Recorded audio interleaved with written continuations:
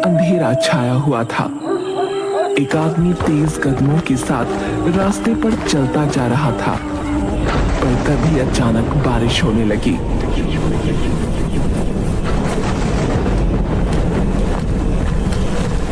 उसे सामने पंचायत घर दिखा, पर वो वहां रुकना नहीं चाहता था, इसलिए वो चलता रहा।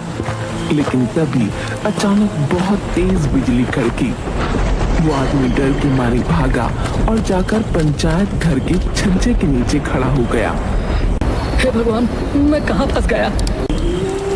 पंचायत घर में ताला लगा हुआ था, लेकिन अंदर से किसी के बुदबुदाने की आवाज आ रही थी। लेकिन अंधेरे में दिखना मुश्किल था। उसने मोबाइल निकाला और फ्लैश लाइट जलाई। जैसे ही रोशनी हुई तो उसके सामने एक बहुत ही खतरनाक सी दिखने वाली चुड़ैल प्रकट हुई। मुझे कुछ मत करना, मैं तो बस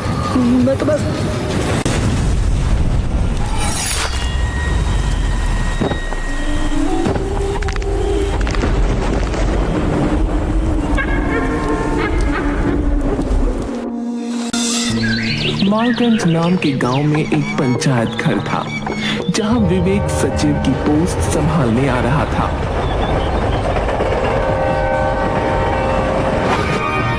हे भगवान, क्या किस्मत है मेरी। मुझे गांव बिल्कुल पसंद नहीं है और गांव में ही आकर रुका हूं। क्या करूं? नौकरी है तो करनी ही पड़ेगी, लेकिन पहला मौका मिलते ही मैं यहां से भाग जाऊंगा, बता रहा हूं। क्या रोड है ये? रोड में गड्ढे हैं या गड्ढों में रोड है, समझ ही नहीं आ रहा है। तुम नए सचिव हो ना? मरोगे, तुम भी मरोगे। वो तुम्हें भी नहीं छोड़ेगी, वो किसी को नहीं छोड़ती है। क्या बक रहे हो? जाओ यहाँ से। भाग जाओ, अपनी जान प्यारी है तो यहाँ से भाग जाओ। फिलहाल तू भाग जा यहाँ से, वरना मार मार के तेरा सिर फोड़ दूंगा, मैं बता रहा हूँ। विवेक उस पागल आदमी से पीछा छुड़ाकर पंचायत घर पहुंचता है। अरे सर, आप आ गए? आइए आइए, मैं बहुत समय से आपका इंतजार कर रहा था। हाँ ठीक है, पंचायत घर का दरवाजा खोलो। जैसे ही दरवाजा खुलता है तो एक बहुत बुरी बदबू आती है। ये इतनी बुरी बदबू किस चीज की है? पता नहीं सर, मेरी तो नाक में बस गई है ये बदबू, तो मुझे पता ही नहीं चलता है। लेकिन मुझे तो यहाँ रहना है। एक काम करना कि बाजार से बहुत सारे एयर फ्रेशनर ले आना। और प्रधान जी कहाँ है? वो आजकल बीमार रहते हैं, इसीलिए पंचायत घर नहीं आ पाते। विवेक को शक हो रहा था कि अभिषेक झूठ बोल रहा है। फिलहाल वो नाक बंद करके पंचायत घर के अंदर गया। उसे लग रहा था कि शायद कोई चूहा मरा पड़ा हो या कोई जानवर, लेकिन उसे कुछ नहीं दिखा।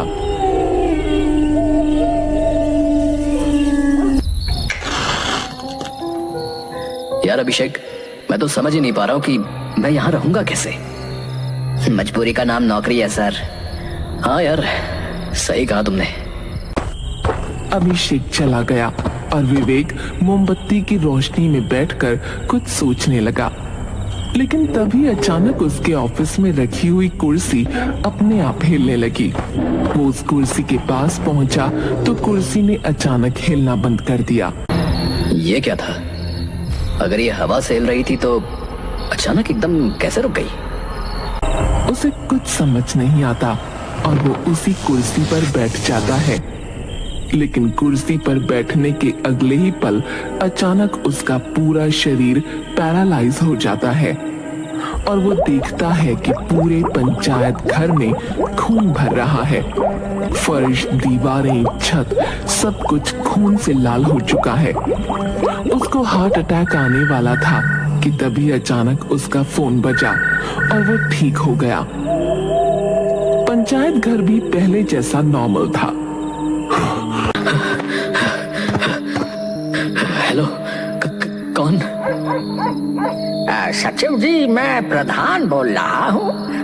आप घर आ जाइए, आज आपका खाना यहाँ है।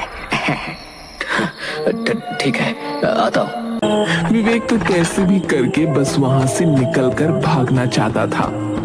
वो फौरन प्रधान के घर पहुंचा। आइए सचिव जी। क्या बात है, बड़े बदहवास लग रहे हैं आप। अभी मेरे साथ वहाँ बहुत अजीब सी चीज हुई। अच्छा, तो आपके साथ भी वही सब होने लगा। क्या सब? इस पंचायत घर में कोई भी सचिव रुक नहीं पाता है। इससे पहले आए कई सचिव भी छोड़कर जा चुके हैं। लेकिन ये सब वहाँ हो क्या रहा है? पता नहीं, कुछ साल पहले ये सिलसिला अचानक शुरू हो गया। तो सरकार इसके लिए कुछ करती क्यों नहीं है?